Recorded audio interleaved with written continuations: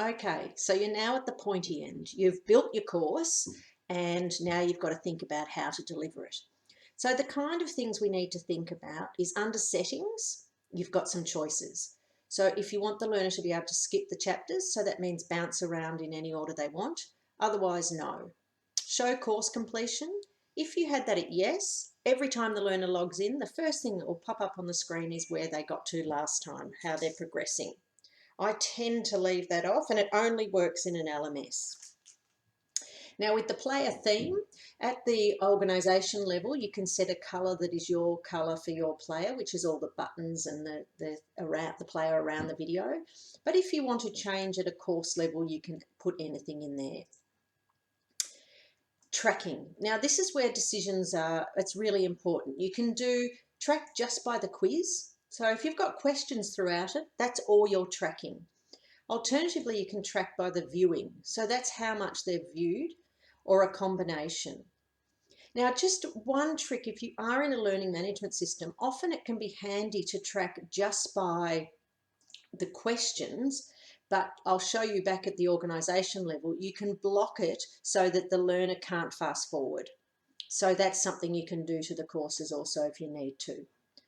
Now, how do we deliver it? If you have a learning management system that accepts SCORM, you have to make sure it's published, you generate a SCORM file and you download the SCORM file. Another alternative in a learning management system is to use LTI. And LTI is another protocol that is used inside a learning management system. But for all of those, they have to be published. So let me just, actually I'll pop over here and under sharing, by default, your course is not shareable. If you want to make it shareable, you click on that and it generates a URL. And you'll notice the name of the course makes up the bulk of the URL. There are 3 ways to deliver your share link. One is no registration at all. And that means you could send this link to absolutely anybody and you'll get no analytics other than to say it was launched. So you could maybe 10 people look at it, you'll just be told 10. Private registration is when you import your learners. So you import them by putting in their first name, last name and email, and then they will be invited to complete the course and only those people can complete it. For the private registration, we provide tracking. Also with the public registration, we provide tracking.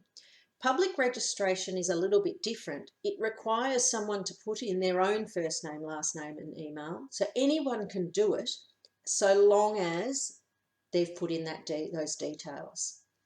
Now, once you've done that, if I go back to the front page, the admin person in your organisation starts to get some analytics. And the kind of things we get some snapshots of who's completed courses. If you wanted to choose a particular course, so you might go down to this course and say, this course I want to see, okay, so this many people have started it, this many people have passed it, and these people haven't started it. Furthermore, you can get some much more detailed analytics. You can get it for your courses or the whole organisation's courses. And if you click on this, this becomes a CSV that we can start getting quite detailed information. We can tell if they've passed, we can tell details along, let's find someone who's passed over here, and you can get some details of when they last logged in. So we can get a lot more information. So this person has done all of this, but they haven't yet answered the questions. So that's why they've not marked as complete. So when you're deciding to deliver your content, just go through those decisions and start assessing how you're going to deliver it, what sort of security you require, what look and feel you want, which is the colours, and then I'll just show you back at the organisation level again some of the things you can do. This is the admin person. If you go under my organisation, under here, this is the default theme you can put for your learners. This is if you want to hide the video controls so the learner can or cannot update, can or cannot fast forward. Under email, this is if emails are going to be sent, that the kind of times an email would be sent is if you're enrolling a learner and you'd like to send them a welcome email. You choose which logo you want, and you can also choose the kind of words or what you'd like in the email. And finally, you can put a reply email. So think of you're inviting a learner to do your course. They'll get an email. Make sure you're comfortable with what it says and the look and feel. Also, if you're using us to deliver the content, you can certificate will be issued upon completion. You can put your logo in, and again, you can change the words in there.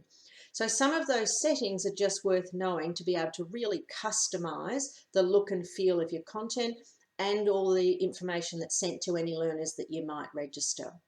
So that gives you a bit of an idea of the kind of settings you need to be thinking about when you launch your course. So all the best with that.